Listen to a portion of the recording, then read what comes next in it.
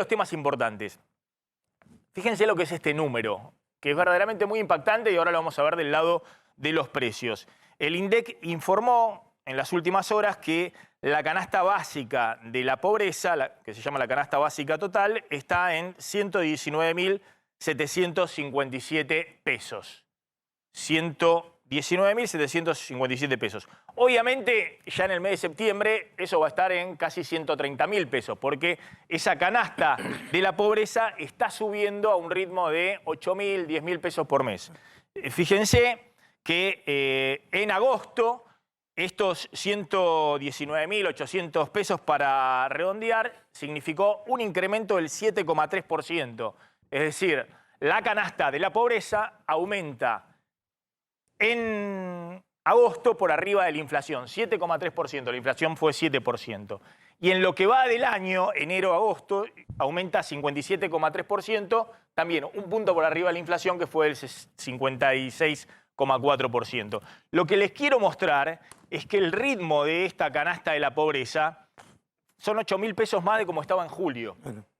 Y si uno lo compara con enero, eran 78.600 pesos la canasta de la pobreza para una familia tipo, matrimonio y 2 hijos. Estamos hablando de prácticamente 40.000 pesos más la canasta de la pobreza en 8 meses, 40.000 pesos más. Entonces, no hay forma de compensar esto. ¿Qué hay que darle a los trabajadores todos los meses? Un bono de 8.000, 10.000 pesos para que no se coma su ingreso real la inflación. Es imposible. A este ritmo así no funciona. Y esto que el ministro de Economía trata de implementar, que es un plan de estabilización del dólar para que no se espiralice todo y que por ahora lo ha logrado, alejarse del abismo del escenario de crisis total, bueno, ahora hay que pasar a una segunda etapa, porque a este ritmo, 6-7% mensual, cada vez más los empleados caen por debajo de la línea de pobreza. De hecho, comparemos estos 120.000 pesos que, insisto, eran en agosto, la canasta de la pobreza para una familia tipo con los ingresos en blanco de la Argentina. Estos salen de los datos del SIPA de AFIP, del Sistema Integrado Previsional Argentino, de la AFIP. Esos son los salarios en blanco promedio. El salario total sectores promedio de la Argentina en blanco, bruto, no de bolsillo, bruto, que toma la AFIP está en 131.954 pesos. Es decir, que el salario promedio de la Argentina está apenas 10.000 pesos arriba de la canasta de la pobreza. ¿Se entiende? Es decir, estamos ahí. Ese es el salario de los mejor pagos, en blanco. Ahora veamos todos los sectores que si tienen un jefe de hogar que trabaja, o una jefa de hogar que trabaja en alguno de estos sectores en blanco, y la otra persona hace tareas del hogar, una ama de casa, un amo de casa, lo que fuera, es decir, uno de los dos está trabajando, están directamente en la pobreza, siendo que tienen un empleo formal que en general era un empleo típico de clase media. Bueno, fíjense, salud y servicios sociales, salario promedio 120.000 pesos. Es decir, directamente en el límite de la pobreza.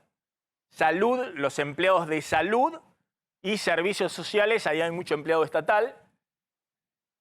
120.000 pesos, directamente en el límite de la pobreza. Este es el salario bruto, es decir, que el salario de bolsillo de estos empleados los pone directamente bajo la línea de pobreza. Sector comercio, salario medio 116.447 pesos. De nuevo, por debajo de hoy de la línea de pobreza del mes pasado de 120.000 pesos. Servicios inmobiliarios, los que trabajan en la inmobiliaria. Salario promedio en blanco informado por AFIP. 97.000 pesos, bruto, bien por debajo de la canasta de la pobreza. Es decir, todos estos sectores que típicamente eran sectores de clase media, algunos clase media baja o lo que fuera, hoy están sumergidos, son empleados en blanco, que están por debajo de la línea de pobreza. Administrativos, actividades administrativas y servicios de apoyo lo define la AFIP. Salario promedio 93.972 pesos, salario bruto, bien por debajo de los 120.000 pesos de la línea de pobreza. Sigo con otros sectores que están en una situación, insisto, empleados que podían ser antes clase media, media baja y que hoy directamente están muy por debajo de la línea de pobreza si el jefe de hogar es el único sustento de la familia tipo, 2 hijos, y está trabajando en blanco. En la construcción, salario promedio 92.000 pesos, salario bruto. en blanco, informado el mes pasado por la AFIP. Agro y pesca, 83.482 pesos el salario promedio bruto. Es decir, muy por debajo de los 120.000 pesos de la línea de pobreza. Enseñanza. Acá hay mucho empleado educativo, maestros y demás, no solamente de la Ciudad de Buenos Aires o de Gran Buenos Aires, sino de todo el país, que están con salarios muy por debajo de la línea de pobreza, 71.000 pesos de salario. Y hotelería y gastronomía, acá hay toda una discusión, digamos, si parte de estos sueldos van, no son formales o van en negro, lo que fuera, pero la AFIP informa que están con un salario promedio de 65.000 pesos. Estamos, de nuevo, una línea de pobreza en 120.000 pesos que está creciendo a un ritmo del 7% mensual. Imposible, imposible de compensar. ¿Qué hay que hacer? Hay que poner un bono todos los meses en esos sectores para que no se queden cada vez más sumergidos. Y el otro dato que dio el INDEC es la línea de indigencia, que también suenan todas las alarmas porque es la canasta básica solo de alimentos.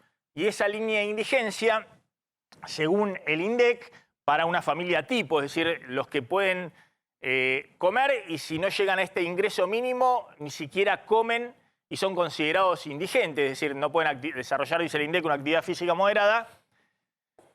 53.000 pesos, la canasta ahora, el mes pasado, en agosto, subió también, arriba de la inflación, 7,1%, y en los primeros 8 meses va a un ritmo del 60%, 60,3%, 4 puntos por arriba de la inflación. Es decir que la canasta a este ritmo, la canasta de la indigencia, este año supera cómodamente el 100% de aumento, la canasta básica alimentaria. Fíjense que en enero en 34.000 pesos, es decir que subió 60%, casi 20.000 pesos. ¿Cómo se hace para, de alguna manera, mantener mínimamente la cohesión social, cierto nivel de consumo y una situación en el año electoral que le permita al gobierno tener alguna chance en la contienda electoral? Ese gran interrogante de todos se hacen si no se hace un cambio drástico, si no se baja la inflación del 7 o 6% mensual al 2% mensual, al 3%. Y lo que se está discutiendo hoy entre los economistas es que eso no se puede lograr si no haces en una segunda etapa un programa de shock. Un programa fuerte, que tiene sus riesgos, pero que parece a esta altura inexorable. Están Mariel Fornoni y Ricardo Rubier. Gracias a los dos por atendernos. Ya vamos a hablar de un poquito de los precios con Sabor, y ya me trae algunos productos ahí que están volando en su precio. Gracias a los dos. Mariel, bueno, empiezo por vos. ¿Cómo estás viendo esto que todos coinciden es hoy el principal problema de los argentinos? Ni la denuncia de corrupción, ni la preocupación que ha generado en la dirigencia política, con razón, el atentado a Cristina, sino lo que está sucediendo, ni las peleas entre oficialismo y oposición, la grieta, sino lo que está sucediendo día a día con el bolsillo de los argentinos. Sí, bueno, es la principal preocupación desde hace mucho y me parece que la gente está muy preocupada porque siente que la discusión de la política va por otro lado, ¿no? Y no por atender esa problemática. Creo que el gobierno además tiene, a ver, más allá de que la inflación es un tema con poca grieta, es decir, que estamos todos de acuerdo con que la inflación es el principal problema, eso no se da en otros temas, como por ejemplo la corrupción. También es cierto que tanto la inflación como la seguridad o la inseguridad son temas que más preocupan al votante más duro del gobierno, porque son de alguna manera los sectores más desprotegidos. Quizás otros sectores tienen ahorros o tienen algún otro acceso a seguridad privado de algún tipo o no viven en lugares tan desprotegidos. Entonces, me parece que también hay un grado de insatisfacción alta derivado de que además esto le está pegando fundamentalmente a los sectores que más han apoyado al gobierno. Nosotros este mes tuvimos por primera vez la aprobación al gobierno nacional por menos de 20 puntos, es decir, 19% de la gente aprueba al gobierno de Alberto Fernández. Esto es muy bajo. Si nosotros miramos, por ejemplo, y lo comparamos cuánto tenía Macri cuando perdió la elección, tenía 26%, cuánto tenía Cristina cuando perdió la elección, tenía 32%. El gobierno nacional está en 19%, quiere decir que está rompiendo el piso prácticamente de las últimas elecciones, ¿no? Lo sumo a Ricardo Rubier respecto a esto que decía Mariel respecto a la base electoral del oficialismo. Y también este fenómeno que yo mostraba ahí con los números, esta situación de nuevos pobres, es decir, gente que tiene un empleo, porque el empleo se ha recuperado fuertemente respecto al nivel prepandemia, pero tiene un empleo, incluso en blanco, que son los mejores remunerados. Cité varios sectores ahí de servicios, incluso el agro, la construcción, bueno, comercio, administrativo, docentes, sector salud, que están con un empleo en blanco que los deja abajo de la línea de pobreza. Es decir, es una clase media, media-baja que se cayó directamente. ¿Cómo impacta eso? ¿Cómo se procesa eso, Ricardo? ¿Se me cortó? ¿Se me cortó, Rubier? Parece que se cortó. Bueno, dejo la pregunta para vos, Mariel, entonces. Sí, bueno, evidentemente por eso digo, ese es el perfil de votante duro del kirchnerismo, ¿no? Y me parece que además hay un aspiracional que se ha caído, no solo la cuestión concreta, sino también el aspiracional, y por eso me parece que los más críticos son justamente los sectores más jóvenes.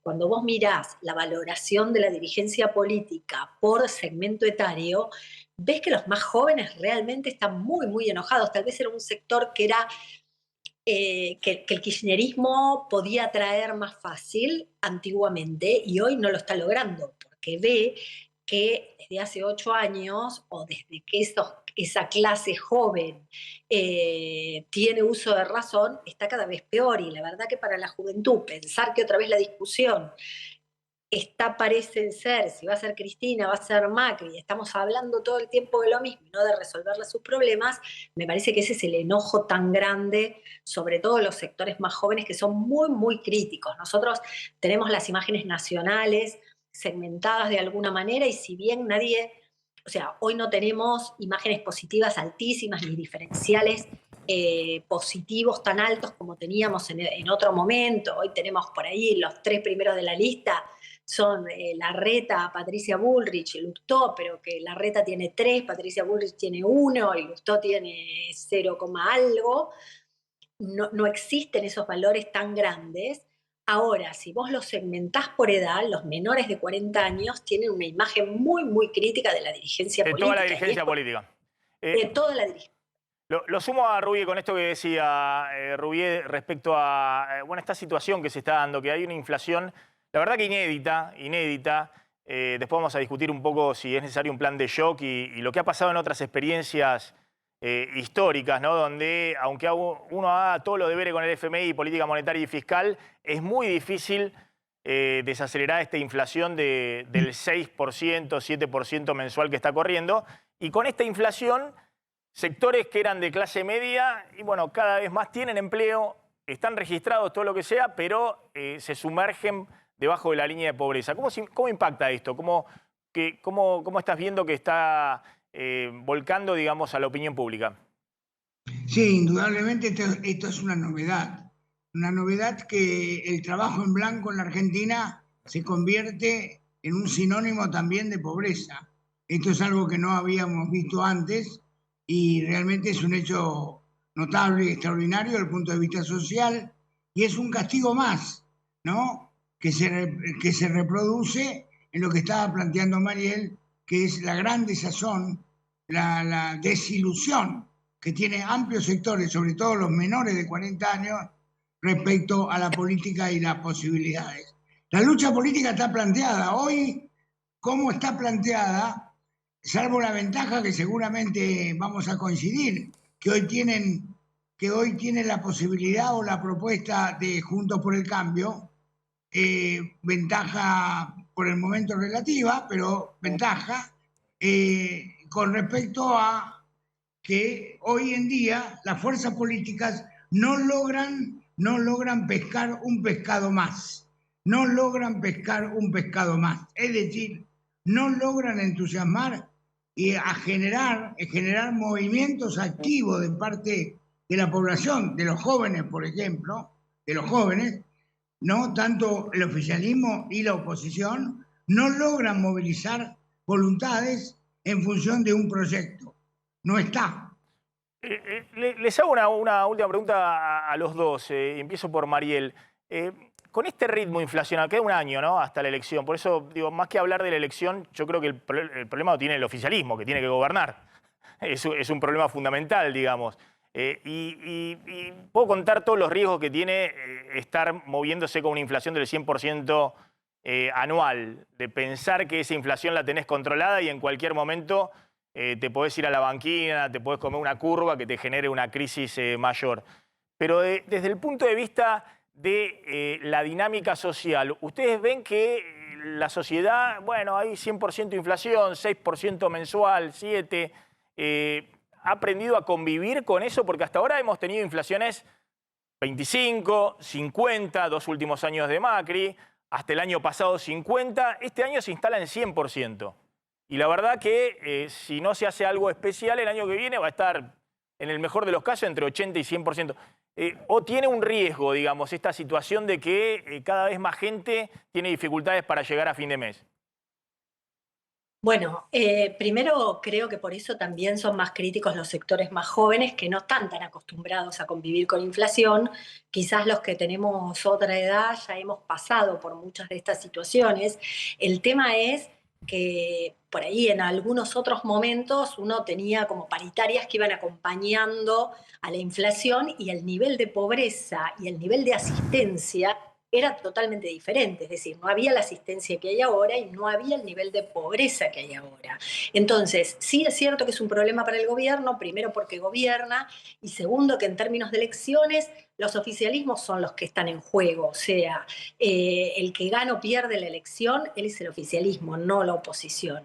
Y creo que un tema fundamental acá es el grado de confianza que tiene la gente en que el gobierno pueda hacer algo con esto. Cuando nosotros le preguntamos, ¿el gobierno puede resolver el tema de la inflación? El 80% dice que no. Cuando asumí Massa como ministro de Economía, volvimos a preguntar esto, ¿usted cree que puede hacer algo? 60% era un poco, le iba un poco mejor que al gobierno, 60% dijo poco o nada. Ahora volvimos a medir, 67% dice poco o nada. Entonces, el tema no es solo la valoración de la situación, sino la poca confianza que hay. Y vos sabés que la economía es confianza. Entonces, por más medidas, por más cuestiones, cuando no hay confianza, la verdad, nadie va a poner un peso, nadie va a invertir, nadie va... El tema es cómo recuperar la confianza. Rubier. Sí, sí, a la pregunta tuya yo te diría, desde el punto de vista sociológico, las sociedades tienden a adaptarse a situaciones muy dramáticas y terribles, como el caso de una guerra, por ejemplo.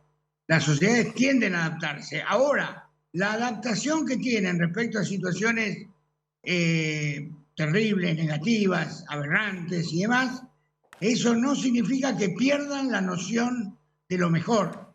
Eso no significa que pierdan la noción de la posibilidad de estar mejor. Lo que aparece en esas situaciones que vos planteás, Maxi, lo que aparece es lo que yo llamo lo intersticial. Es decir, la política pasa a ser rascar el fondo del tarro, buscar intersticios. Sergio Massa es un intersticio, y en ese intersticio operar para desarrollar políticas que, como bien se planteaba recién, no se puede negar a 80, 90% de inflación. Sergio Massa, tomando el ejemplo, trata de hacer política de intersticio por encima de una inflación desbordada. Les agradezco a los dos, Fornoni, Rubier, gracias, muy amable, muy interesante escucharlos como siempre.